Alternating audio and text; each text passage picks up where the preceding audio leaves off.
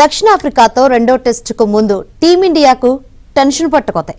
శనివారం నుంచి మొదలయ్యే రెండో టెస్టులో శుభమన్ గిల్ ఆడడం సందేహంగా మారింది. తొలి టెస్టులోని మొదటి ఇన్నింగ్స్లో 3 బంతులే ఆడి గాయంతో గిల్ మైదానాన్ని వీడాడు.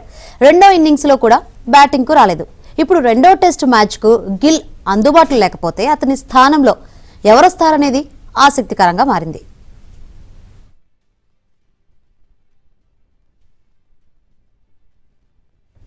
దక్షిణాఫ్రికాతో రెండో టెస్టుకు ముందు టీమిండియాకు టెన్షన్ పట్టుకొతాయి. శనివారం నుంచి మొదలయ్యే రెండో టెస్టులో శుభమన్ గిల్ ఆడడం సందేహంగా మారింది.